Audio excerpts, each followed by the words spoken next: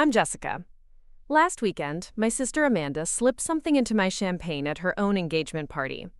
What she didn't know was that I'd already switched our glasses. 20 minutes later, her fiancé Michael was being rushed to the hospital in an ambulance, while she stood there screaming that it was supposed to be me. What I discovered about why she wanted me unconscious that night didn't just expose her true nature. It revealed a family conspiracy that had been decades in the making. Before we jump back in, tell us where you're tuning in from. And if this story touches you, make sure you're subscribed, because tomorrow, I've saved something extra special for you. Have you ever trusted someone so completely that you ignored every red flag waving right in front of your face? Stick around. You're gonna want to hear this. The Desert Springs Resort ballroom sparkled with crystal chandeliers and white roses, exactly the kind of fairy tale setting Amanda had dreamed about since we were kids. I stood near the champagne fountain, smoothing down my emerald green bridesmaid dress and watching my older sister float around the room in her engagement glow. She looked perfect, as always. Designer dress that probably cost more than my monthly rent, hair swept up in an elegant chignon, that radiant smile she'd perfected for social media. I should have been happy for her. Amanda was marrying Michael Richardson, heir to Richardson Construction, one of the biggest development companies in Phoenix. They'd been together for 2 years, and everyone said they were the perfect match. Both came from money. Both were ambitious. Both looked like they'd stepped out of a magazine spread about successful young couples. But something felt off that night. Maybe it was the way Amanda kept glancing at me when she thought I wasn't looking, or how she'd insisted I wear that specific dress, or the strange conversation we'd had that morning about Dad's will. I couldn't shake the feeling that this party wasn't just about celebrating her engagement. The ballroom was packed with Phoenix's social elite. Dad's business partners from his real estate empire, Mom's charity committee friends, Amanda's sorority sisters, and what felt like half of Scottsdale's country club crowd. Everyone was dressed to impress, air kisses and compliments flowing as freely as the top-shelf alcohol. I'd grown up in this world, but I'd never quite fit into it the way Amanda did. While she'd majored in business and marketing, positioning herself to take over Dad's company someday, I'd studied environmental science and now worked for a nonprofit focused on desert conservation. While she collected designer handbags, I spent my weekends hiking Camelback Mountain. While she dated men based on their net worth and social connections, I was still single at 28, much to our parents' disappointment. "Jessica, darling, you look lovely tonight," came a voice behind me. I turned to see Aunt Carol, Dad's sister, approaching with her usual air of barely concealed judgment. She was one of those women who managed to make every compliment sound like a criticism. "Thank you, Aunt Carol. You look beautiful too." I smiled politely, though her Botox made it hard to tell if she was pleased or planning my social demise. "I was just telling your mother how wonderful it is that Amanda has found such a suitable match. The Richardson family is very well established." She paused, studying me with calculating eyes.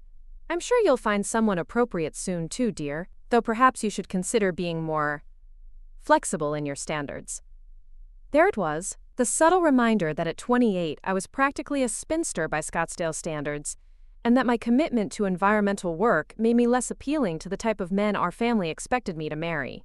I'd heard variations of this speech at every family gathering for the past 5 years. "I'm perfectly happy focusing on my career right now," I replied, keeping my tone light. "Someone will come along when the time is right." Aunt Carol's smile tightened. "Of course, dear, though time does have a way of running out. Your sister was so wise to prioritize finding a husband while she was still young." Before I could respond, Amanda materialized beside us like she had some kind of sixth sense for when people were discussing her. Preparing and narrating this story took us a lot of time, so if you are enjoying it, subscribe to our channel. It means a lot to us. Now, back to the story. "Carol, I'm so glad you could make it. Isn't this just perfect?" She gestured around the ballroom with practiced enthusiasm. "Absolutely divine, sweetheart. You've outdone yourself." Aunt Carol beamed at Amanda in a way she'd never looked at me. "And Michael is such a catch. Your parents must be thrilled." "They are. We all are." Amanda's arm slipped around my waist in what looked like a sisterly gesture but felt possessive. "Jess has been such a help with the planning, haven't you?" I nodded. though the truth was Amanda had barely consulted me on anything. She'd simply informed me of my duties: wear the dress she'd chosen, smile for photos, and give a speech about what a wonderful sister she was. I'd written something generic about childhood memories and her happiness, nothing too personal or revealing. "Well, I should go mingle," Aunt Carol said, already scanning the room for more important people to charm. "Congratulations again, Amanda. You've chosen very well." As she glided away, Amanda's grip on my waist tightened slightly. "She's right, about time running out." Her voice was casual, but there was something underneath it, an edge I couldn't quite identify. "What do you mean?" "Just that you should think about settling down. Dad won't be around forever, and when he's gone—" She shrugged, letting the implication hang in the air. It was a strange thing to say at her engagement party, but before I could ask what she meant, Michael appeared at her side. He was undeniably handsome in that clean-cut, all-American way that made mothers swoon and fathers approve. 6 feet tall, brown hair perfectly styled, expensive suit that emphasized his athletic build. He had the kind of confident smile that came from a lifetime of privilege, and the assumption that things would always work out in his favor. "There you are," he said, kissing Amanda's cheek. "Your dad wants to make the toast in about 10 minutes. His eyes found mine, and his smile became more genuine. "Hey, Jess. You look great tonight." "Thanks, Mike. Congratulations, by the way. I don't think I've had a chance to tell you properly." I meant it. Despite my complicated feelings about Amanda, Michael had always been kind to me. He asked about my work, remembered details from previous conversations, and treated me like I mattered, rather than just as Amanda's little sister. "Thanks. I'm excited to officially be part of the family." Something in his tone made me look at him more carefully. Was it my imagination, or did he seem nervous? "Actually, Jess, I was hoping we could talk later. There's something I wanted to ask you about." Amanda's hand found his arm immediately. "What about?" "We should probably focus on the party tonight. Don't you think? There'll be plenty of time to talk later." "Of course," Michael agreed, but I caught a flicker of something in his expression. Frustration? Disappointment? After the honeymoon, we'll all have dinner. The DJ announced that toasts would begin in 5 minutes, and the crowd started gravitating toward the small stage at the front of the ballroom. I excused myself to grab another glass of champagne, my mind turning over the strange undercurrents I was sensing. Amanda's comment about Dad not being around forever, Michael's apparent desire to talk to me privately, the way certain family members kept giving me sympathetic looks when they thought I wasn't paying attention. At the champagne fountain, I selected a fresh glass and took a small sip. The bubbles were perfect, crisp and clean, with just a hint of sweetness. I'd always loved champagne, though I rarely indulged since it was expensive, and my non-profit salary didn't stretch to luxury items. "Jessica!" Amanda's voice called from across the room. She was waving me over to where she and Michael stood with our parents near the stage. Dad looked distinguished in his black tuxedo, his silver hair perfectly styled, the picture of success and respectability. Mom glowed beside him in navy blue silk, her jewelry sparkling under the chandeliers. As I walked toward them, I noticed Amanda moving through the crowd with purpose, stopping to chat briefly with various guests. She had this way of making everyone feel special, remembering details about their lives, and asking just the right questions. It was a skill she'd inherited from Dad, this ability to work a room and make connections that would benefit her later. I was about halfway across the ballroom when I felt someone bump into me from behind. "Oh, I'm so sorry," a woman's voice exclaimed. I turned to see one of Amanda's sorority sisters, looking mortified as she reached out to steady me. "It's fine, really," I assured her, but she was already fussing over my dress, checking to make sure nothing had spilled. "I'm such a klutz in these heels," she laughed. "Thank goodness your champagne didn't spill, though you should probably get a fresh glass anyway, just to be safe." It seemed like an odd suggestion, but she was already signaling the waiter. Within moments, I had a new flute of champagne and she'd disappeared back into the crowd. I thought nothing of it at the time. People were constantly bumping into each other at these events, and spilled drinks were par for the course. I made my way to the front of the room where my family was gathered. Dad was checking his notes for his toast, Mom was adjusting Amanda's hair, and Michael was scrolling through his phone with a slight frown. Amanda spotted me approaching and immediately moved to intercept me. "There you are. I was starting to worry you'd gotten lost." She laughed, but there was tension around her eyes. "Dad's going first, then Michael, then you. Are you ready with your speech?" I patted my small purse. "All set. Though I could probably give it from memory at this point." "Perfect. This is such an important night for our family. Everything needs to be just right." She glanced around the room, her gaze lingering on certain guests. "There are a lot of important people here. People who could make or break business deals, social connections, futures." There was something in her tone that made me study her face more carefully. Amanda had always been ambitious, but tonight she seemed almost calculating. Like she was orchestrating something beyond just an engagement party. "Ladies and gentlemen," the DJ's voice boomed through the speakers. "If I could have your attention, please. Mr. David Morrison would like to say a few words about his daughter and future son-in-law." The crowd quieted, champagne glasses raised in anticipation. Dad stepped up to the microphone, his presence commanding the room effortlessly. This was his element, public speaking and holding court. "Thank you all for being here tonight to celebrate Amanda and Michael," he began, his voice warm and confident. "As many of you know, family means everything to Linda and me. We've been blessed with 2 beautiful daughters, and tonight we're gaining a son." I felt a familiar pang at the way he said it. 2 daughters, but only one who seemed to matter in moments like this. I took a sip of my champagne, trying to push down the old insecurities. "Amanda has always been a remarkable young woman," Dad continued. "Intelligent, ambitious, and focused on building a future that honors our family's legacy. When she told us about Michael, we knew immediately that she'd found her perfect match." The crowd murmured approvingly. Amanda glowed beside Michael, her hand resting possessively on his arm. Michael smiled, but I noticed he kept glancing around the room as if looking for something or someone. Michael comes from a family we've known and respected for years. The Richardson name represents integrity, success, and shared values. Together, Amanda and Michael will build something beautiful, both personally and professionally. Another sip of champagne.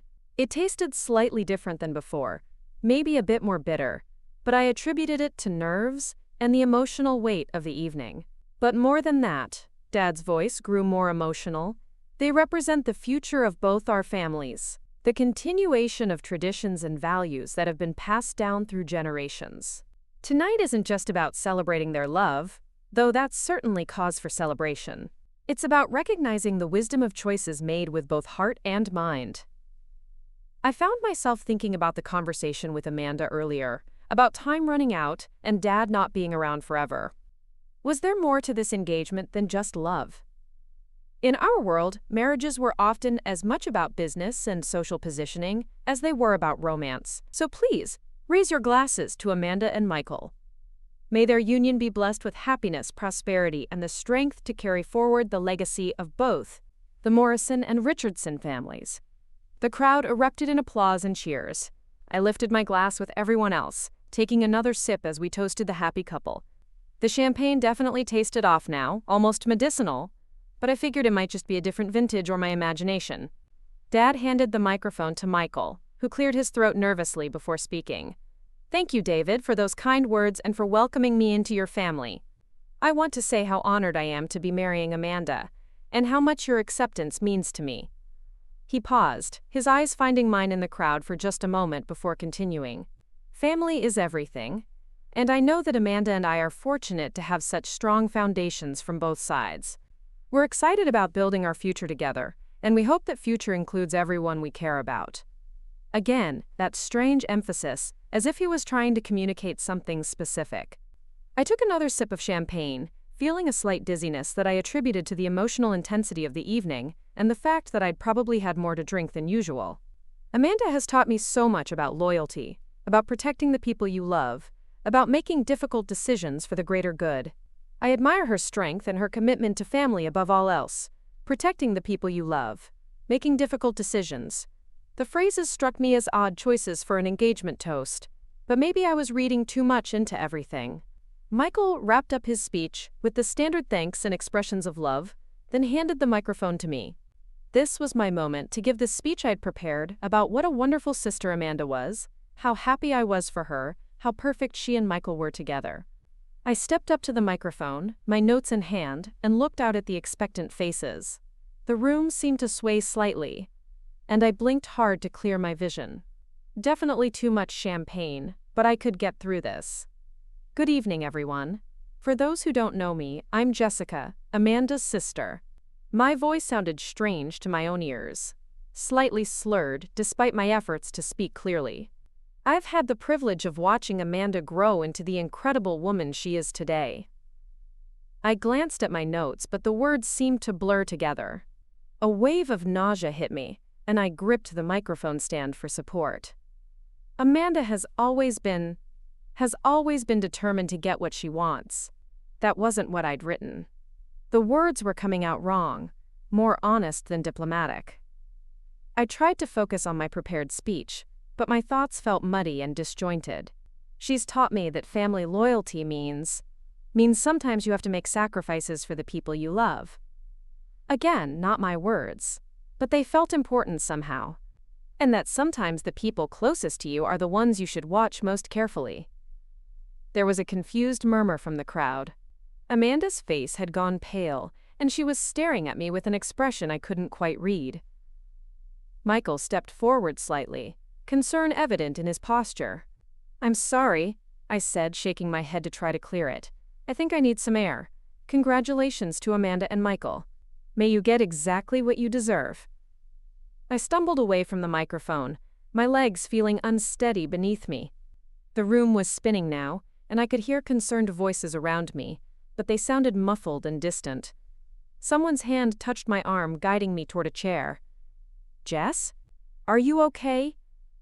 It was Michael's voice, close to my ear. "You don't look well." I tried to respond, but my tongue felt thick and uncooperative. The last thing I clearly remembered was seeing Amanda pushing through the crowd toward us, her face a mask of panic and fury, and thinking with crystal clarity despite my growing confusion. She did this to me. Then everything went black.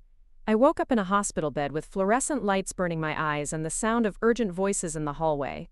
My mouth felt like cotton, my head pounded, and there was an IV in my arm. For several moments I couldn't remember where I was or how I'd gotten there. Then it all came flooding back. The engagement party, the champagne that tasted wrong, my disastrous speech, the growing certainty that Amanda had drugged me. But if I was in the hospital, what had happened after I lost consciousness? And why did I hear someone sobbing in the hallway? A nurse appeared in my doorway, her expression a mixture of relief and concern. "Oh good, you're awake. How are you feeling, Jessica?" "Confused," I managed, my voice hoarse and scratchy. "What happened? How long have I been here?" "You've been unconscious for about 6 hours. You were brought in around midnight." She checked my IV and made notes on her tablet. "Do you remember anything about what you consumed last night?" The question sent a chill through me. Why? What's wrong with me? "You tested positive for a significant amount of rohypnol in your system. That's a powerful sedative, commonly known as a date rape drug. Someone deliberately drugged you." My worst fears confirmed, I felt sick all over again. Amanda had actually tried to drug me at her own engagement party. But why? What could she possibly have gained from having me unconscious? "There's something else," the nurse continued gently. "The young man who was brought in with you, Michael Richardson, he's in much more serious condition. He received a much larger dose of the same drug, plus what appears to be a cocktail of other substances. He's been in and out of consciousness, and the doctors are concerned about potential organ damage." My mind raced. Michael had been drugged too, but that didn't make sense unless... Did we drink from the same glass? "I'm not sure about the specifics. The police will want to talk to you when you're feeling up to it. Your family is here too, they've been waiting all night." The thought of facing Amanda right now made my stomach churn, but I needed answers. "Can you send them in?" "Actually, just my parents first?" The nurse nodded and left.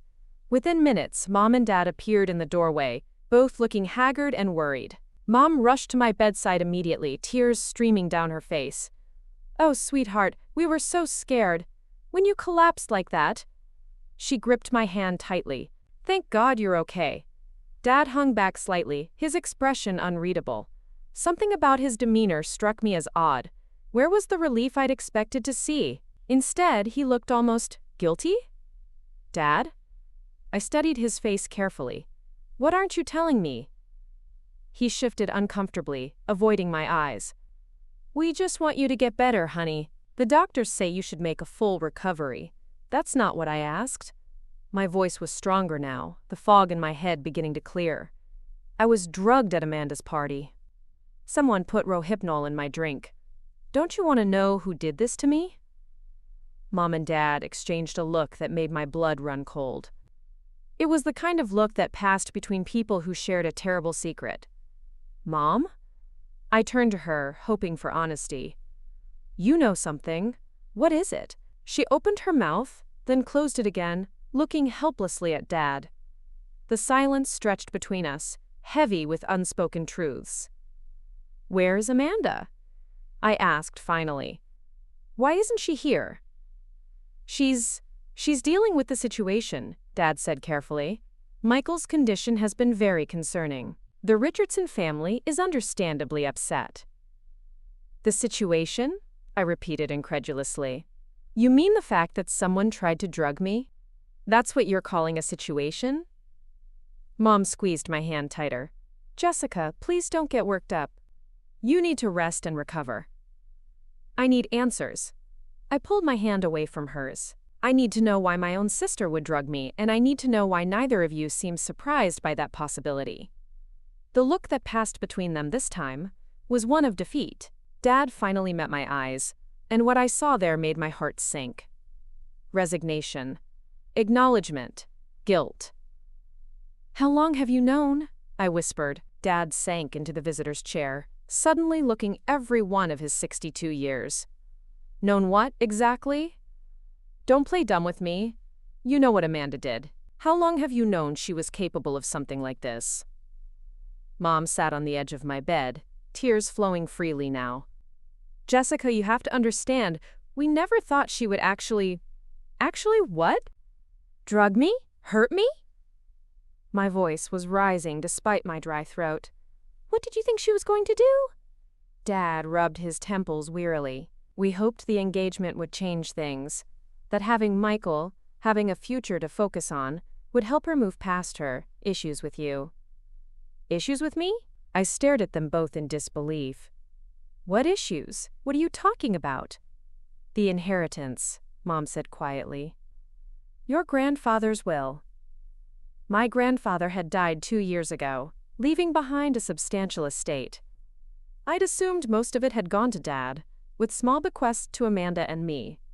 "What about it?" Dad leaned forward, his hands clasped tightly together. "Your grandfather made some unexpected provisions.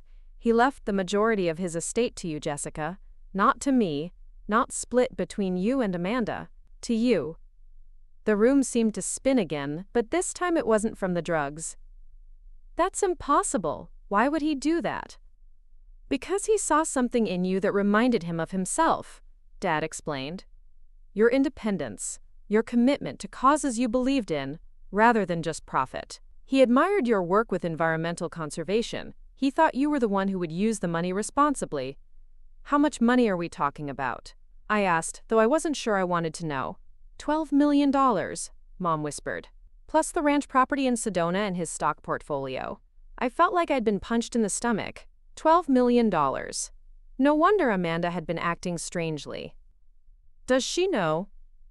"She's known for 6 months, Dad admitted. "Ever since the will went through probate. We've been trying to find a way to tell you, but honestly, we were hoping to convince you to share it with her." "Share it?" I couldn't hide my anger now. "You wanted me to give away money that Grandpa specifically left to me?" "You don't understand the pressure she's been under," Mom said desperately. "The expectations, the business commitment she's made based on assuming she would inherit. She's already invested in several properties with the Richardson family. believing she'd have the capital to cover her portion.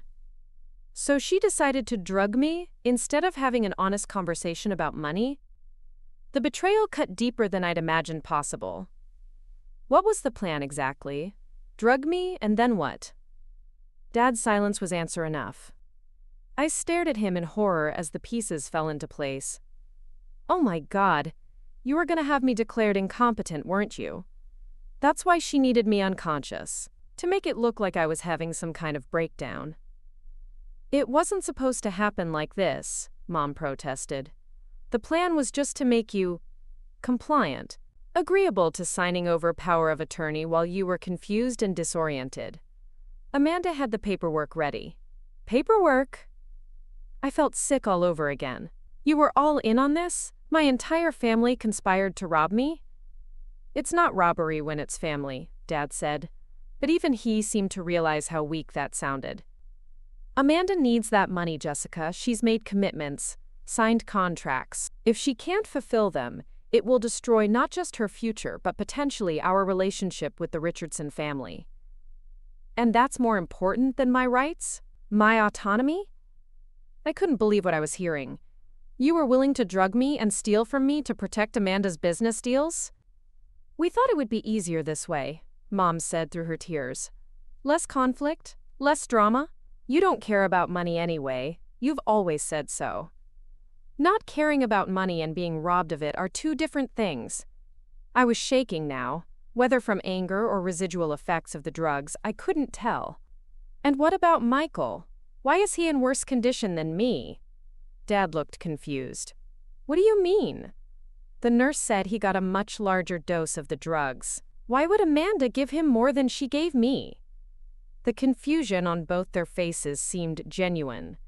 We don't know anything about Michael being drugged, Mom said slowly. We assumed he was just having some kind of reaction to seeing you collapse. A terrible suspicion began forming in my mind. What if Amanda didn't drug Michael? What if I did? What are you talking about? Dad asked. I closed my eyes, trying to piece together my fragmented memories of the evening. The champagne that tasted wrong. The woman who bumped into me and suggested I get a fresh glass. Amanda moving through the crowd with purpose. I think Amanda put the drugs in my glass, but then someone switched our glasses. Either accidentally or... I opened my eyes and looked at my parents. Or someone else knew what she was planning. That's impossible, Mom said, but she sounded uncertain. Who would know? Michael. The realization hit me like a lightning bolt. Remember what he said during his toast? About protecting people you love and making difficult decisions? What if he knew what Amanda was planning and switched our glasses to protect me? Dad frowned. You're suggesting Michael deliberately poisoned himself? I'm suggesting he sacrificed himself to save me. The thought made my chest tight with emotion and guilt. He must have figured out what Amanda was doing and decided to take the hit meant for me. But why would he do that? Mom asked. He's engaged to Amanda. Maybe he's not as happy about that as everyone thinks. I remembered his nervousness during the toasts, his desire to talk to me privately, the way he'd looked around the room as if searching for something. Maybe he found out about more than just the drugging plan. A knock on the door interrupted us. A police detective entered, holding a notebook and wearing the kind of serious expression that meant official business. Ms. Morrison, I'm Detective Sarah Chen. I'd like to ask you some questions about last night, if you're feeling up to it. I nodded, grateful for the interruption. Talking to my parents was only making me angrier and more confused. Please, come in. I'll need to speak with Ms. Morrison privately, Detective Chen said politely but firmly to my parents. We're her family, Dad protested. We have a right to be here. Actually, you don't, the detective replied calmly. She's an adult, and this is a criminal investigation. Unless she specifically requests your presence, I need to interview her alone. I looked at my parents, seeing them clearly for perhaps the first time in my life. People who loved me, but who had been willing to betray me for money and family politics. People who had raised me but had never really understood me. Please wait outside, I said quietly. I'll talk to you later. They left reluctantly, Dad shooting me a look that was part plea, part warning. When the door closed behind them, I felt like I could breathe properly for the first time since waking up. "Thank you," I told Detective Chen. "Family situations can be complicated," she said diplomatically, settling into the chair Dad had vacated. "Now, can you walk me through everything you remember about last night?" I told her everything I could recall, the strange conversations with Amanda, the woman who bumped into me and suggested I get a new glass, the way the champagne tasted off, my disastrous speech, and my growing certainty that Amanda had drugged me. I also shared my theory about Michael switching our glasses. Detective Chen took notes throughout, asking clarifying questions but not revealing what she already knew. When I finished, she was quiet for a long moment. "Ms. Morrison, I need to tell you something about Mr. Richardson's condition. He's not just suffering from an overdose of rohypnol. The toxicology reports show he ingested a combination of sedatives that, in the quantities found in his system, could have been lethal. If he hadn't received immediate medical attention, he might have died." The room seemed to tilt again. Someone tried to kill him? Or tried to kill someone else, and he got the dose by mistake? Detective Chen's eyes were sharp and assessing. "Based on what you've told me, it sounds like you were the intended target." "But why would Amanda want to kill me? The money isn't worth committing murder over." $12 million has been a motive for murder before, the detective pointed out, but you're right that it seems extreme, unless there's something else we don't know about. "What do you mean?" "I mean that in my experience, when family members are willing to go this far, there's usually more than money at stake. Secrets have a way of festering, especially in wealthy families, where image matters as much as wealth." I thought about Amanda's behavior over the past few months, the way she'd seemed increasingly anxious about the wedding planning, her cryptic comments about Dad not being around forever and time running out. "Detective, what happens now? Will Amanda be arrested?" "We're still gathering evidence. We'll need to interview her, along with other family members and party guests. But yes, based on what we know so far, charges will likely be filed." She paused. "I should warn you, this is going to get very messy very quickly. Family cases always do." "What about Michael? Have you been able to talk to him?" "He's been drifting in and out of consciousness, but we did get a brief statement. He confirmed that he switched glasses with you, though he claimed it was an accident. Said he picked up the wrong glass during the toasts." "Do you believe that?" Detective Chen's expression was carefully neutral. "Let's just say his story doesn't quite match the evidence we've collected so far. We found text messages on his phone that suggest he knew more about the evening's events than he initially let on." "What kind of text messages?" "I can't go into specifics, but it appears Mr. Richardson may have been having second thoughts about his engagement, and possibly about more than just his relationship with your sister." Before I could ask what she meant, there was a commotion in the hallway. Raised voices, someone arguing with the nursing staff. Through the small window in my door, I could see Amanda gesticulating wildly while a nurse tried to calm her down. "Speak of the devil," Detective Chen murmured, following my gaze. "I was planning to interview her next anyway." "I don't want to see her," I said quickly. "Not yet. I'm not ready." "You don't have to. Hospital security can keep her away from your room if you request it." The detective stood up. "But, Ms. Morrison, you should know that she's been telling people a very different version of last night's events." "What do you mean?" "According to your sister, you've been acting erratically for weeks. She claims you've been jealous of her engagement, drinking heavily, and making threats about disrupting the wedding. She's suggesting that you drugged yourself to make her look bad." The audacity of it took my breath away. Even now, even after being caught, Amanda was trying to manipulate the situation to her advantage. "That's ridiculous," I said. "Why would I drug myself?" "That's what I intend to find out." Detective Chen handed me her business card. "If you remember anything else, or if anyone tries to pressure you to change your story, call me immediately. And, Ms. Morrison, be very careful who you trust right now. This investigation is far from over, and people do desperate things when they feel cornered." After she left, I lay back against the pillows, my mind reeling. 24 hours ago, my biggest concern had been giving a speech at my sister's engagement party. Now I was the victim of an attempted poisoning, possibly attempted murder, and my entire family was implicated in a conspiracy to steal my inheritance. But there were still so many questions. Why had Michael really switched glasses with me? What were those text messages the detective mentioned? And what other secrets was my family hiding that could drive Amanda to such desperate measures? I reached for my phone, which someone had thoughtfully placed on my bedside table. I had dozens of missed calls and text messages, most from concerned friends who had heard about the incident at the party. But buried among them were several messages from an unknown number that made my blood run cold. "You should have minded your own business. This isn't over. Some families protect their own, no matter what." The messages had been sent throughout the night while I was unconscious. Someone was threatening me, and given everything that had happened, I had a terrible feeling that the danger was far from over. I was about to call Detective Chen when my phone rang. The caller ID showed Michael's name, but when I answered, it wasn't his voice I heard. "Jessica?" The voice was weak and strained, but definitely female. It's Amanda. I'm using Michael's phone because the police took mine. We need to talk." "I have nothing to say to you," I said, my hand shaking as I gripped the phone. "Please, you don't understand what you've gotten yourself into. The money, the inheritance, it's not just about what Grandpa left you. There are things you don't know, things that could get us all killed if they come out." "What are you talking about?" "Not over the phone." "But Jessica, I swear I never meant for anyone to get hurt. Especially not Michael. You have to believe me." "Believe you?" I couldn't keep the bitterness out of my voice. "You drugged me. You tried to steal from me. You've been lying to me for months. Why should I believe anything you say?"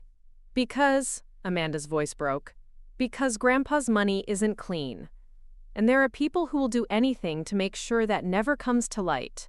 By claiming your inheritance, you've painted a target on your back that you don't even know about." The line went dead, leaving me staring at the phone in shock. What did she mean about the money not being clean? And who were these people she was talking about? Outside my window, I could see the lights of Phoenix stretching out into the desert night. Somewhere out there, my sister was dealing with the consequences of her actions. Michael was fighting for his life because he'd tried to protect me. And I was apparently in danger from threats I didn't even understand yet. But one thing was becoming crystal clear. The drugging at the engagement party was just the beginning. Whatever family secrets we'd been hiding were about to explode into the open, and I had a feeling that money, betrayal, and attempted murder were just the tip of the iceberg. I picked up Detective Chen's business card and reached for my phone. If Amanda was right about the danger I was in, I was going to need all the help I could get to uncover the truth and survive whatever was coming next. I was still staring at Amanda's cryptic phone call when my best friend Sarah burst through the hospital room door, her face flushed with worry and anger. She'd been my roommate in college and the one person I trusted completely, which made her presence a relief after hours of family betrayal. "Jessica, oh my God, are you okay?" I came as soon as I heard. She rushed to my bedside, her dark hair still damp from what looked like a hastily abandoned shower. "The news is saying you and Michael were poisoned at the engagement party. What the hell happened?" "It's complicated," I said, grateful to see a face that wasn't hiding secrets from me. "Amanda drugged me, but Michael somehow ended up getting the worst of it."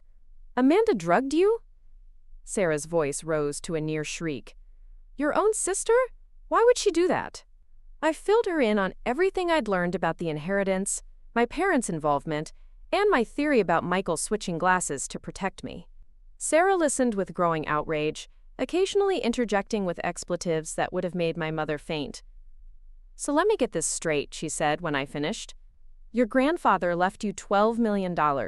Your family conspired to steal it by drugging you into signing it away, and now someone is threatening you because the money might be connected to something illegal?" "That's the situation in a nutshell," I confirmed grimly. "And you're sure about Michael switching the glasses? That he did it deliberately?" "I'm not sure about anything anymore," I admitted, "but it's the only explanation that makes sense." Although Detective Chen mentioned text messages that suggest he knew more than he's letting on.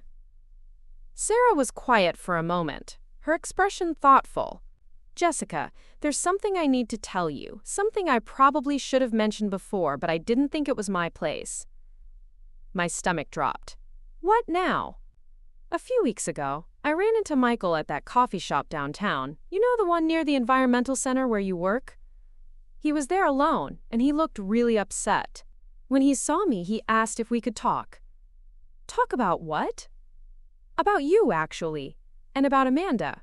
Sarah shifted uncomfortably in her chair. He said he'd been trying to find a way to approach you about something important. But Amanda was always around, and he didn't want to cause problems in the family. What did he want to tell me? He said he'd accidentally overheard a conversation between Amanda and your parents about some kind of plan they had for the engagement party. Something about making sure you wouldn't be a problem anymore. Sarah reached for my hand. He was worried about you, Jess. He said Amanda had been acting strange lately, almost obsessive when it came to you in the family business. This revelation added another layer to an already complex situation. Did he say anything specific about what he overheard? Not exactly, but he seemed to think you were in some kind of danger. He asked me if I'd noticed you acting differently lately, or if you'd mentioned feeling threatened by anyone. Sarah paused. I told him you seemed fine, but that you'd been stressed about money lately because of the nonprofit's funding issues. What funding issues? I asked, confused. The ones you told me about last month. About how the center might have to cut programs because some major donor pulled out unexpectedly. Sarah frowned at my blank expression. Don't you remember? You were really upset about it. I racked my brain, but I had no memory of any funding crisis at the environmental center where I worked. Sarah, I never told you that. Our funding is actually better than it's been in years. Her face went pale. But you did tell me. We had lunch at that little place on Central Avenue, and you were nearly in tears talking about how you might have to find a new job. When exactly was this lunch? About 3 weeks ago. Right after Amanda announced her engagement. Sarah's voice was getting smaller as she realized something was wrong. You don't remember any of this? A chill ran down my spine. 3 weeks ago was around the time Amanda said she'd learned about the inheritance. Sarah, I think someone has been feeding you false information about me. Probably to create a narrative that I was desperate for money and unstable.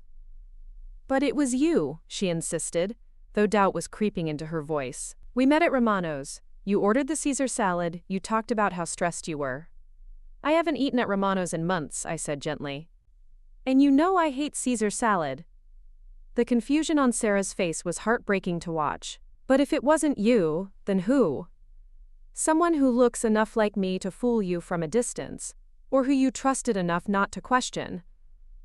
I thought about Amanda's acting skills, her ability to mimic voices and mannerisms. Amanda could have impersonated me. That's insane. Why would she do that? To build a case that I was mentally unstable and financially desperate. Think about it. If multiple people believed I was having money problems and acting erratically, it would be easier to convince others that I might do something drastic, like drug myself for attention. Sarah sank back in her chair, looking sick. Oh my God, Jessica, I'm so sorry, I should have questioned it more. But she seemed so much like you, and she knew things about your work, your schedule. Amanda has always been good at gathering information and using it to her advantage, I said, trying to keep the bitterness out of my voice. The question is, who else has she been manipulating? Before Sarah could answer, my phone rang. This time it was a number I recognized, Detective Chen. Ms. Morrison, I need you to listen carefully, the detective said without preamble. We've arrested your sister on charges of attempted murder and conspiracy, but during her interrogation, she made some allegations that we need to investigate further. What kind of allegations? She's claiming that the money you inherited from your grandfather came from illegal activities specifically, that he was involved in money laundering for drug cartels operating along the Mexican border. She says you've known about this for months, and that's why you've been acting strangely. I felt like I'd been slapped. That's completely false. I didn't even know about the inheritance until today. I believe you. But we need to investigate these claims thoroughly. It's possible your sister is trying to deflect attention from her own crimes by implicating you in something else. Detective Chen's voice was professional but kind. However, I need to warn you that if there's any truth to her allegations about your grandfather's money, you could be in serious danger." "What do you mean?" "Drug cartels don't typically let $12 million just disappear, even if it's through a legitimate inheritance. If they believe you have money that belongs to them, they'll come looking for it." My mind raced back to Amanda's cryptic phone call about people who would kill to keep secrets buried. "Detective, I think my sister might be telling the truth about the money being dirty, even if she's lying about me knowing." "Why do you say that?" "Because she called me earlier and said that Grandpa's money wasn't clean, and that there were people who would do anything to keep that information from coming out." She seemed genuinely scared. There was a pause on the other end of the line. "Ms. Morrison, I'm going to arrange for protective custody. Until we can sort out what's true and what isn't, I don't want you exposed." "Protective custody? Is that really necessary?" "Given the circumstances, yes. I'll have officers escort you to a safe location within the hour." Detective Chen's tone brooked no argument. "And Ms. Morrison? Don't trust anyone outside of law enforcement right now. If your sister is right about dangerous people being involved, they could have connections anywhere." After she hung up, I turned to Sarah, who had heard enough of the conversation to look terrified. "Drug cartels?" she whispered. "Jessica, what have you gotten yourself into?" "I have no idea," I said honestly. "But I'm starting to think this goes way deeper than a simple family dispute over money." Sarah stayed with me while I waited for the police escort, both of us jumping at every sound in the hallway. I tried calling my parents to warn them about the potential danger, but their phones went straight to voicemail. Either they were avoiding my calls or something had already happened to them. 20 minutes later, 2 plainclothes officers arrived to escort me to a safe house. As we prepared to leave, I caught a glimpse of Amanda being led through the hospital in handcuffs, her designer engagement party dress replaced with an orange jumpsuit. For just a moment, our eyes met across the corridor. The look she gave me wasn't one of hatred or defiance. It was pure terror. The safe house was a nondescript ranch home in a quiet Phoenix suburb, the kind of place that blended invisibly into its surroundings.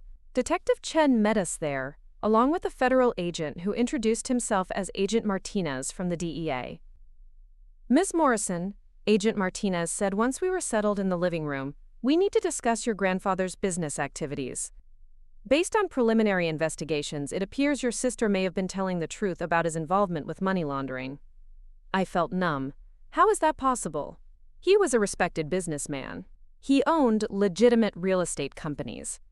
Money laundering often works best when it's hidden within legitimate businesses, Agent Martinez explained. Real estate is particularly attractive because property values can be manipulated, transactions can be complex, and large amounts of cash can change hands without drawing attention. Detective Chen opened a file folder and spread several photographs across the coffee table. "These are surveillance photos from an ongoing investigation into cartel money laundering operations in Arizona.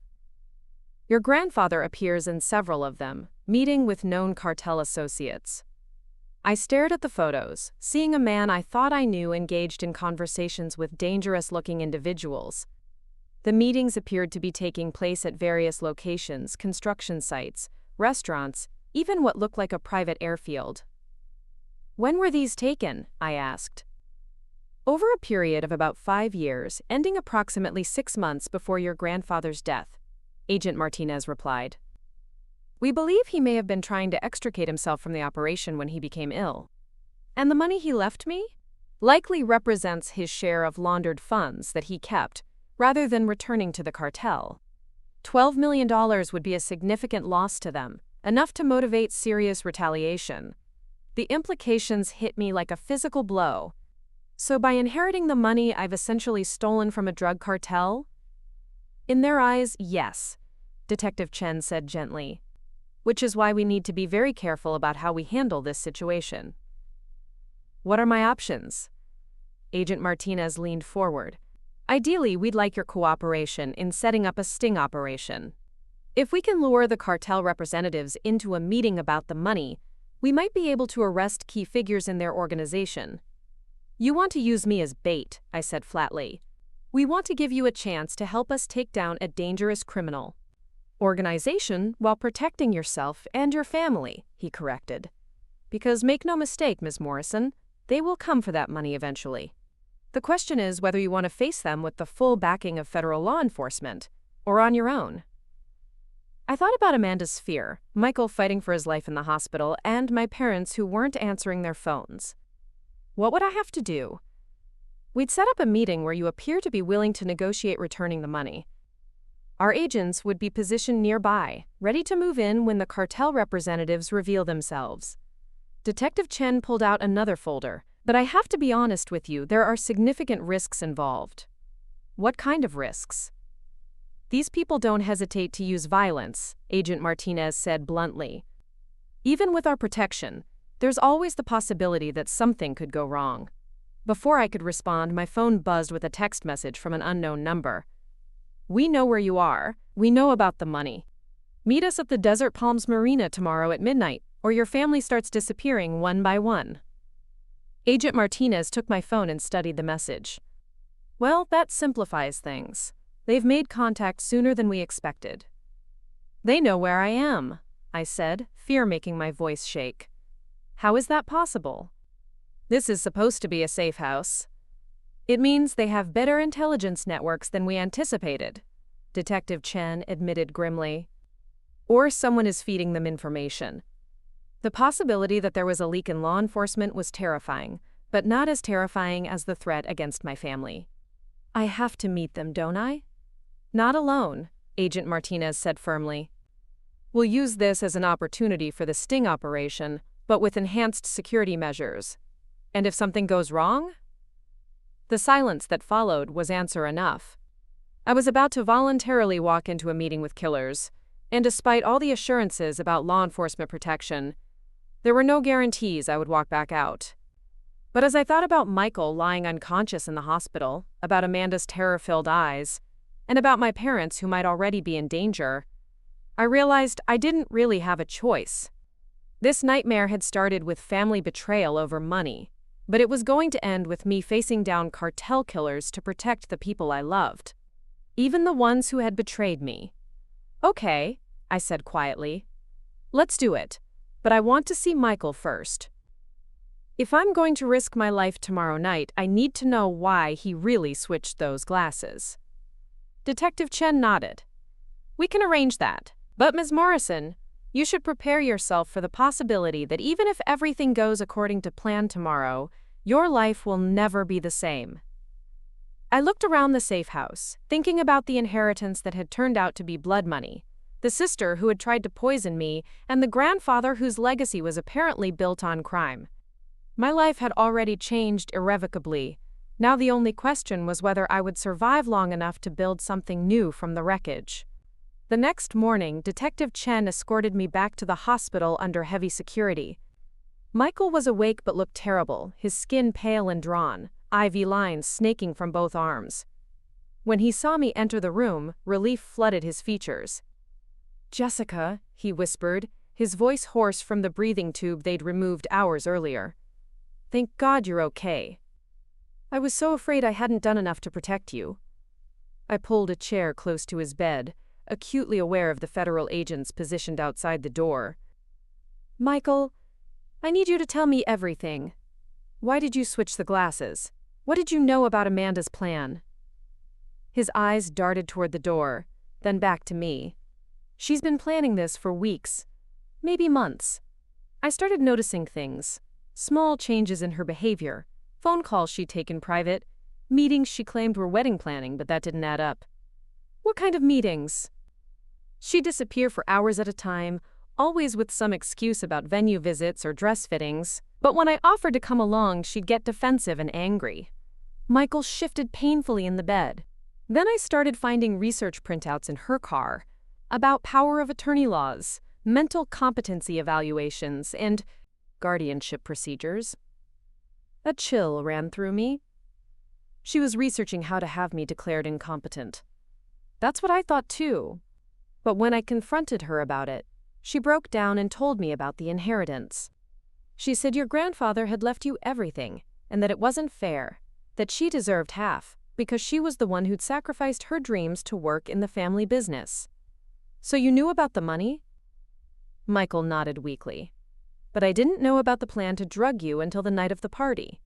I overheard her on the phone with someone, talking about timing and dosages. She kept saying things like, "It has to look natural," and "she can't remember anything afterward." My hands clenched into fists. And you didn't think to warn me? Or call the police? I tried to get you alone to tell you, but Amanda was watching us like a hawk. Every time I approached you, she'd interrupt or find some reason to pull me away. Tears formed in his eyes. I'm so sorry, Jessica. I should have done more. I should have found a way. So you decided to switch the glasses instead? It was a split-second decision.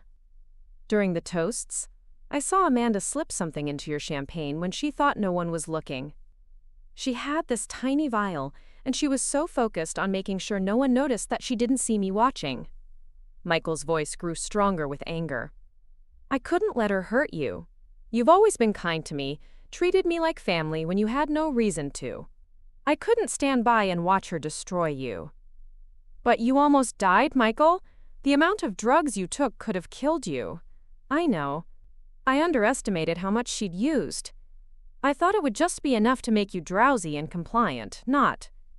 He gestured weakly at the medical equipment surrounding him. I had no idea she was planning to give you a potentially lethal dose. This revelation hit me like a physical blow. Amanda hadn't just been planning to incapacitate me, she'd been planning to kill me. Did she say anything else during that phone call? Anything about who she was talking to? Michael frowned, concentrating. She kept calling whoever it was Mr. V or something like that.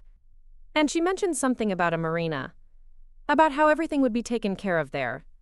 Desert Palms Marina. The same location mentioned in the threatening text I'd received.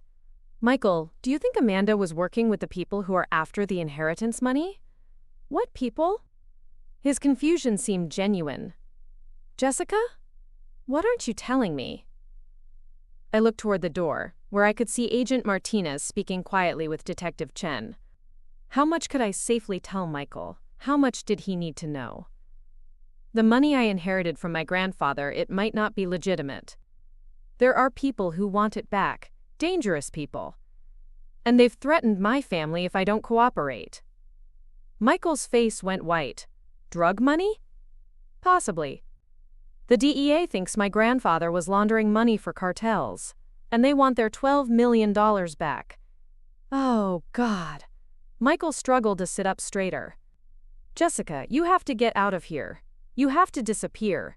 These people don't negotiate. They eliminate problems. I can't run. They have my parents, or at least they're threatening them, and Amanda. I paused, surprised by the protective instinct I felt toward my sister despite everything she'd done. She's in jail, but they could get to her there if they wanted to. Then what are you going to do? Meet with them tonight. Try to negotiate some kind of arrangement with federal agents backing me up. Michael grabbed my hand with surprising strength. That's suicide, Jessica. You don't understand how these organizations work. They don't leave loose ends. Then what choice do I have? Before he could answer, Detective Chen appeared in the doorway. Ms. Morrison, we need to go. There's been a development. I squeezed Michael's hand. I have to go. But Michael, if something happens to me, I want you to know that what you did switching those glasses probably saved my life. Thank you. Jessica, wait, he called as I stood to leave. There's something else. Something I found in Amanda's purse the night of the party. Detective Chen stepped into the room, her expression urgent. What did you find, Mr. Richardson? Michael reached into the bedside table drawer and pulled out a small key. This was hidden in a secret compartment in her purse. I grabbed it when the paramedics were working on her after you collapsed. I took the key, studying it. It was small and brass, with numbers etched into it. 4,792. What do you think it opens? A safety deposit box, maybe? Or a storage unit? Michael's eyes were heavy with exhaustion and medication. But Jessica, whatever it opens. Amanda was desperate to keep it hidden. She checked for that key constantly during the party, like she was afraid of losing it. Detective Chen examined the key. We'll have our people run the numbers, see if we can trace it to a bank or storage facility. She looked at me seriously. This could be important evidence. As we prepared to leave, Michael called out one more time. Jessica, promise me something. If things go wrong tonight, don't try to be a hero. Your life is worth more than any amount of money. I wanted to promise him that, but I couldn't, not when my family's lives hung in the balance. Back at the safe house, Agent Martinez had news that made my blood run cold. We traced the key to a storage facility in Tempe. Unit 4792 is registered under a shell company that we believe is connected to the Vega cartel. The same cartel my grandfather was allegedly working with? The very same. Eduardo Vega runs a sophisticated money laundering operation throughout the Southwest. If your grandfather was holding back money that belonged to them, Vega would definitely want it back. Detective Chen spread photos across the table. These are the known associates of the Vega organization. Have you seen any of these faces before? I studied the images carefully. Most were strangers, but one face made me stop cold. It was a woman in her 40s with short dark hair and sharp features. She looked familiar, but I couldn't place where I'd seen her. This woman, I said, pointing to the photo, I know her from somewhere. Agent Martinez leaned forward. That's Sofia Reyes, Vega's lieutenant. She handles most of his local operations. Where have you seen her? I closed my eyes, trying to remember. Then it hit me. The engagement party. She was one of the caterers. I remember thinking it was odd because she seemed overdressed for staff, and she kept watching our family instead of focusing on her work. She was surveilling you, Detective Chen said grimly. Probably gathering intelligence for tonight's meeting. Which means they've been planning this approach for a while, Agent Martinez added. Your sister's attempt to drug you might have been part of a larger operation. The pieces were starting to come together in a terrifying way. You think Amanda was working directly with the cartel? It's possible. If they approached her about recovering the money, they might have convinced her that helping them was the only way to protect your family. Agent Martinez pulled out another file. We found large cash deposits in Amanda's bank account over the past 3 months. Payments that coincide with her research into having you declared incompetent. So she was being paid to set me up, or being coerced. Cartels are very good at making people believe they have no choice but to cooperate. I thought about Amanda's terror when she was led away in handcuffs, her desperate phone call warning me about dangerous people. Maybe she hadn't been the mastermind after all. Maybe she'd been as much a victim as I was. What about my parents? Have you been able to locate them? Detective Chen's expression was grim. We've had officers checking their house and usual locations, but they seem to have disappeared. No credit card activity, no cell phone pings, nothing. They have them. It wasn't a question. The cartel had taken my parents to ensure my compliance. We don't know that for certain, Agent Martinez said, but his tone suggested he thought the same thing. What happens if I don't show up tonight, if I refuse to meet with them? Then your parents probably die if they're not dead already. And the cartel will keep coming after you until they get their money or eliminate the threat you represent. I walked to the window, looking out at the desert landscape. 24 hours ago, I'd been a nonprofit worker with a complicated relationship with my wealthy family. Now I was caught between federal agents and drug cartels, with my parents' lives hanging in the balance. There's one more thing, Detective Chen said quietly. We managed to get inside that storage unit. What we found changes everything. She opened a laptop and showed me photos from inside Unit 4792. The space was filled with boxes of documents, computer hard drives, and what looked like detailed financial records. Your grandfather kept meticulous records of his money laundering activities. Names, dates, amounts, bank account numbers, everything the DEA would need to dismantle the entire Vega operation. Why would he keep records that could incriminate him? Insurance, Agent Martinez said. If the cartel ever tried to eliminate him, he could threaten to expose everything. It's a common practice among people who work with criminal organizations. They keep evidence as protection. And now the cartel knows that evidence exists? We believe so. Amanda had access to the storage unit, which means she probably knew about the records. If she told them about it, either voluntarily or under duress, they'd realize that their entire operation is compromised. The implications were staggering. So this isn't just about $12 million anymore. It's about preventing the exposure of a massive criminal enterprise. Exactly, which makes you incredibly dangerous to them, regardless of whether you give back the money. Detective Chen closed the laptop. They can't afford to let you live, Jessica. Not when you have access to information that could destroy them. But I don't have access to that information. I didn't even know it existed until now. They don't know that. And even if they did, you're still a liability as long as you're alive. I sank into a chair, overwhelmed by the magnitude of the situation. So even if I cooperate tonight, even if I give them everything they want, they're still gonna kill me. Probably, Agent Martinez said with brutal honesty, which is why we need to be extremely careful about how we handle this meeting. What's the plan?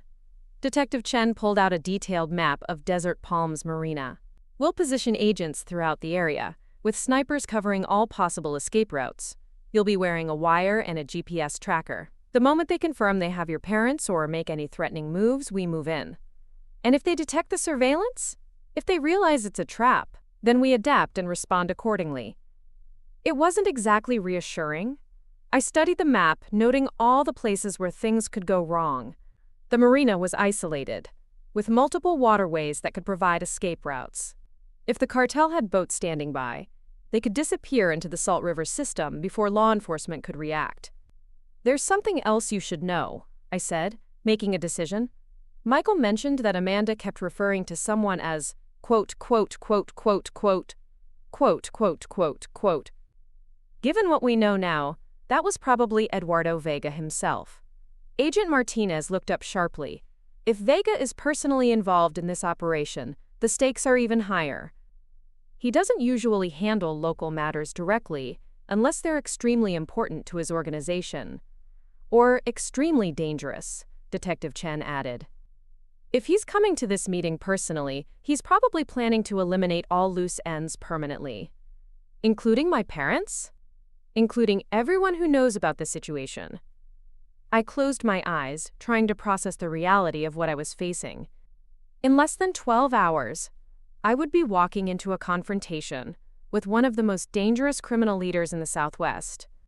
My family's lives depended on my ability to convince him that I wasn't a threat, while federal agents waited for the right moment to spring their trap.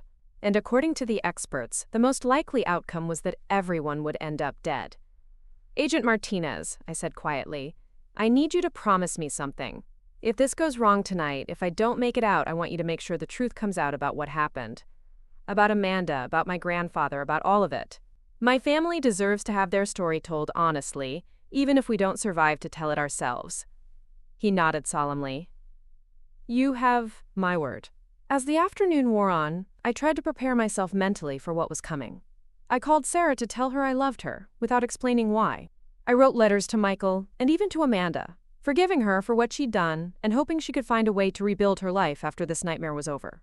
But mostly I thought about my parents. Were they still alive? Were they being held somewhere, terrified, and wondering if they'd ever see their daughters again? The not knowing was almost worse than the fear of dying. As the sun set over Phoenix, casting long shadows across the desert, I realized that regardless of what happened at the marina tonight, nothing would ever be the same. The family I'd grown up with was gone, destroyed by secrets and greed and criminal conspiracies. But maybe, if I was very lucky and very brave, I could save what was left of it. At 11:30 p.m., I walked onto the wooden dock at Desert Palms Marina, my heart hammering against my ribs. The Arizona night was surprisingly cold, and the wind coming off the water carried the scent of fish and algae. Moonlight reflected off the dark water, creating ripples of silver that looked deceptively peaceful. I could feel the weight of the wire taped to my chest and the GPS tracker hidden in my shoe. Somewhere in the darkness, federal agents were positioned with sniper rifles and night vision equipment. But I had never felt more alone in my life. A speedboat emerged from the shadows between the marina slips, its engine purring quietly. As it approached, I could make out 3 figures silhouetted against the ambient light from the marina office. My mouth went dry as I recognized the woman from the engagement party, Sophia Reyes, stepping onto the dock first. "Jessica Morrison," she said, her voice carrying a slight accent. "Thank you for coming. Mr. Vega appreciates punctuality." A man stepped off the boat next, and I immediately knew I was looking at Eduardo Vega himself. He was smaller than I'd expected, maybe 5'8", with graying hair and expensive clothes that looked out of place at a marina. But his eyes were what made my skin crawl. They were completely cold, calculating, like he was evaluating my worth as livestock. "Ms. Morrison," he said, extending his hand as if we were meeting at a cocktail party. "I'm sorry we have to meet under such unfortunate circumstances. Your grandfather was a valued business partner. His death was unexpected." I didn't take his hand. "Where are my parents?" Vega smiled, but it didn't reach those dead eyes. "Straight to business. I admire that. Your parents are safe for now. Whether they remain that way depends entirely on how our conversation goes tonight." The third figure stepped forward, and my heart nearly stopped.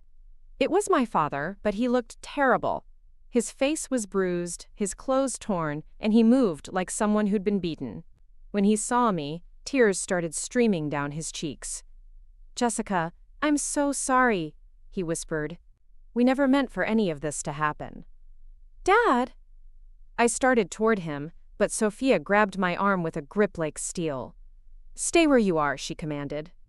"We're here to discuss business, not have a family reunion." Vega gestured for everyone to sit on the benches arranged near the dock's edge. "Now then, let's talk about the $12 million you inherited from your grandfather. I assume you understand by now that this money doesn't actually belong to you." "I understand that my grandfather was laundering money for your organization," I said, trying to keep my voice steady. "But I also know that he's been dead for 2 years. Whatever arrangement you had with him died with him." "Did it?" Vega pulled out a tablet and showed me bank transfer records.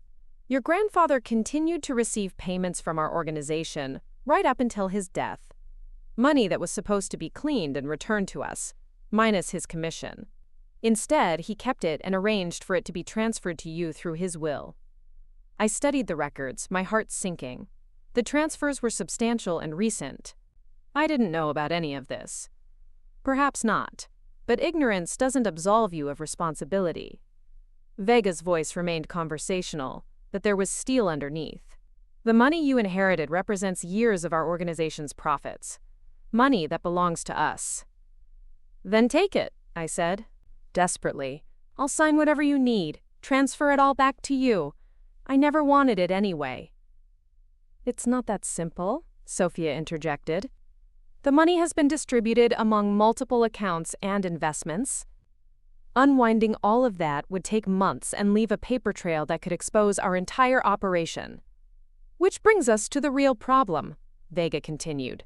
"Your grandfather kept detailed records of every transaction, every business relationship, every aspect of our partnership. Records that could destroy not just my organization, but several others we work with." I glanced at my father, who was staring at the water with a defeated expression. "What records?" "Don't play stupid," Sophia snapped. "Your sister already told us about the storage unit, about the files your grandfather kept as insurance." My blood turned to ice. "Amanda told you about that?" "Your sister has been very cooperative," Vega said. "Once we explain the consequences of non-cooperation, she's been feeding us information about your family for months. You threatened her. We made her understand the reality of her situation, just as we're making you understand yours." Vega stood up, pacing slowly along the dock. "Those records contain enough evidence to put hundreds of people in prison for life. Bank account numbers, transaction details, photographs, audio recordings, everything. I don't have access to those records. I didn't even know they existed until yesterday." "But you could get access, couldn't you? With the right legal paperwork? As your grandfather's heir? Sophia was watching me carefully. That's what your sister was supposed to arrange. Power of attorney documents that would give her access to everything, which she would then transfer to us. The full scope of their plan was becoming clear. So you approached Amanda months ago. You threatened our family unless she helped you get control of the inheritance and the records. Amanda was quite motivated once she understood what was at stake, Vega confirmed. Unfortunately, her methods were clumsy. The plan was to make you compliant, not nearly kill you, and certainly not to poison your future brother-in-law. Michael wasn't supposed to be involved. Michael Richardson is the son of one of Phoenix's most prominent construction families. His hospitalization brought unwanted attention to the situation. Vega's voice hardened, a tension that has forced us to accelerate our timeline. I looked around the marina, wondering where the federal agents were positioned. How long would they wait before moving in? What do you want from me? Simple. You're going to sign documents transferring all inherited assets to a shell company we control. Then you're going to accompany us to the storage facility and turn over all of your grandfather's records. Vega smiled that cold smile again. In exchange, your parents will be returned to you unharmed. And then what? You let us all go and we pretend this never happened? That would be ideal, yes. He was lying. I could see it in his eyes. In the way Sophia kept checking her watch. In the tense posture of the armed men I could now see stationed around the marina. They had no intention of letting any of us survive this night. There's just one problem, I said, stalling for time. I can't access the inheritance or the records without going through proper legal channels. Bank transfers of that size require multiple authorizations, court approvals.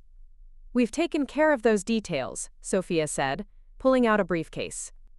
Our lawyers have prepared all the necessary documentation. With your signature and a few phone calls, everything can be transferred by morning. She opened the briefcase, revealing stacks of legal documents. As she did, something small and metallic fell out and clinked onto the dock. I looked down and felt my blood freeze. It was my mother's wedding ring. Where is she? I demanded, my voice breaking. Where's my mother? Vega followed my gaze to the ring. Yes. I'm afraid your mother was less cooperative than your father? She seemed to think that screaming and making threats would somehow improve your family's situation. What did you do to her? Let's just say she won't be joining us tonight. Vega's tone was casual, like he was discussing the weather. But her death doesn't have to be meaningless. You can still save your father, your sister, even that fool Richardson boy who got in our way. The world tilted. My mother was dead. These monsters had killed her, probably because she'd tried to fight back, tried to protect us. Rage and grief crashed over me in waves, but I forced myself to stay focused. If I broke down now, everyone else would die too. Sign the papers, Jessica, my father said quietly. Please. Just sign them. I looked at him, really looked, and saw that he'd given up. He'd watched them kill his wife, and now he just wanted the nightmare to end. But I couldn't give up. Not when Michael was lying in a hospital bed, because he'd tried to protect me. Not when Amanda was sitting in a jail cell, probably terrified that these people would kill her too. I need to see the documents first, I said, moving toward the briefcase. I want to understand exactly what I'm signing. As I leaned over the papers, I caught a glimpse of movement in the water, a dark shape that might have been a diver, or might have been my imagination. I pretended to study the documents while scanning the marina for any sign of the federal agents. These are very thorough, I said, stalling. But there's one problem. This account number here, it's wrong. My grandfather's main business account was closed 6 months after his death. Vega and Sophia exchanged glances. What's the correct account number? Sophia asked. I'd have to check my records. They're back at my apartment. I straightened up, stepping slightly away from the group. If you want this to be clean and legal, we need the right account information. We don't have time for games, Sophia said, her patience clearly wearing thin. It's not a game. Transfer $12 million to the wrong account, and it'll trigger fraud alerts at every bank involved. The FBI will be investigating by morning. I was making it up as I went along, but it sounded plausible. Do you really want that kind of attention? Vega considered this. How long would it take you to get the correct information? An hour, maybe 2. I have copies of all the estate documents at my place. Number 2 risky. We'll work with the account numbers we have. Then you'll be caught within 24 hours, I said firmly. And when they trace the transfers back, they'll find your organization. Before Vega could respond, my father suddenly lurched to his feet. Just kill me now, he said, his voice raw with grief. I can't live without Linda. I won't help you destroy my daughter too. Dad, no. Sophia drew a gun and pointed it at his chest. Sit down, old man. Go ahead and shoot me. At least then, Jessica might have a chance to run. Everything happened at once. Sophia's finger tightened on the trigger. I screamed and dove toward my father, and the night exploded with the sound of gunfire. But the shots weren't coming from Sophia's gun. Red dots appeared on the chests of all 3 cartel members, as sniper rifles found their targets. Sophia spun around, looking for the source of the attack, and that's when the federal agents emerged from their hiding spots. Federal agents, drop your weapons! This is DEA! You're surrounded! The marina erupted into chaos. More cartel members I hadn't seen before opened fire from boats and buildings around the water. The federal agents returned fire, and I found myself caught in the middle of a war zone. I grabbed my father and pulled him behind a concrete piling just as bullets started flying over our heads. Stay down! I shouted over the gunfire. Jessica! Agent Martinez's voice cut through the noise. Get to the water! We have boats coming in! But before I could move, I felt a hand grab my hair and yank me backward. Sophia had taken cover behind the same piling, and now she was using me as a human shield. Back off! She screamed at the federal agents. Back off or I kill her! The gunfire slowed, then stopped. In the sudden quiet, I could hear sirens in the distance and the sound of helicopter rotors approaching. Let her go, Sophia, Agent Martinez called out. It's over. Vega's dead. Your men are down. There's nowhere to run. I looked across the dock and saw that he was right. Eduardo Vega was lying motionless near the edge of the pier, blood pooling beneath him. Several other cartel members were either dead or wounded, their weapons scattered across the wooden planks. It's not over until I say it's over, Sophia snarled, pressing the gun harder against my temple. Get me a boat and safe passage out of here, or this girl dies. We both know that's not going to happen, Detective Chen said, stepping into view with her weapon drawn. But we can make sure Jessica survives this if you let her go now. You think I'm stupid? The moment I let her go, you'll fill me with bullets. Maybe. Or maybe we'll honor our agreement and let you walk away. But if you kill her, there's no deal at all. I could feel Sophia wavering, trying to calculate her odds. The gun barrel was shaking against my skull, and I realized she was just as terrified as I was. Sophia, I said quietly, my mother is dead. My family is destroyed. You've already won. Don't make it worse by killing me too. Your mother fought us, Sophia said, her voice tight with stress. She refused to cooperate. She chose to die. And now you can choose to live. Let me go, and maybe you can find a way out of this. For a moment, I thought she might actually do it. The pressure of the gun lessened slightly, and I felt her grip on my hair loosen. Then she whispered, I'm sorry. And I knew she was going to pull the trigger. The gunshot was deafening, but I felt no pain. Instead, Sophia's grip on me disappeared entirely, and I stumbled forward onto the dock. When I turned around, she was lying on her back with Agent Martinez standing over her, smoke still rising from his weapon. Is it over? I asked, my voice barely audible. It's over, he confirmed, helping me to my feet. It's finally over. The next few hours passed in a blur of paramedics, police interviews, and paperwork. My father was treated for his injuries and released into protective custody. The cartel's money laundering operation was shut down based on the evidence from my grandfather's storage unit. And slowly, painfully, the truth about my family's involvement in all of this began to emerge. Amanda was released from jail 3 days later, all charges dropped in exchange for her cooperation with the federal investigation. She came to see me at the hospital where I was being treated for shock and minor injuries. "I'm so sorry, Jessica," she said, tears streaming down her face. "I never meant for any of this to happen. They threatened to kill all of us if I didn't help them." "I know," I said, "and I meant it. I know you didn't have a choice. Mom died because of me. Because I got us involved with those people. Mom died because she tried to protect us. That's not your fault. We held each other and cried for our mother, for the family we'd lost, for the innocence that could never be recovered."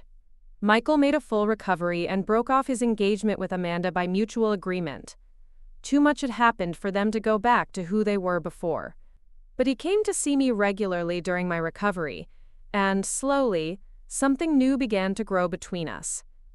"I keep thinking about that night," he said during one of his visits, "about how I almost lost you before I ever had the chance to tell you how I felt." "How you felt about what?" "About you. I've been in love with you for years, Jessica, long before I ever got engaged to Amanda. But you were so focused on your work, on keeping your distance from the family business, that I never thought I had a chance." I stared at him in shock. "You were in love with me?" "I still am. I know the timing is terrible, and I know it's complicated because of everything that's happened, but—" He took my hand gently. "I had to tell you. Life's too short to keep secrets anymore." The inheritance money was eventually returned to the federal government as proceeds from criminal activity. I didn't fight it. Blood money had already cost my family too much. Instead, I used the insurance payout from my mother's death to start a foundation in her name, focused on helping families affected by drug violence. It seemed like the right way to honor her memory and find some meaning in all the destruction. Amanda eventually moved to Seattle and started over with a new career in social work. We talk every week, slowly rebuilding our relationship on a foundation of honesty instead of secrets. My father never fully recovered from losing my mother, but he's learning to live with the grief. He sold the family business and donated most of the proceeds to charity. He says he wants to spend whatever time he has left trying to make amends for the choices that led to our tragedy. As for me, I'm still figuring out who I am without the family secrets that defined so much of my life. But I'm not alone in that journey. Michael and I are taking things slowly, building something real based on truth and trust instead of appearances and expectations. Sometimes I think about that night at the engagement party, about how different things might have been if Michael hadn't switched those glasses. But then I realize that the truth would have come out eventually anyway.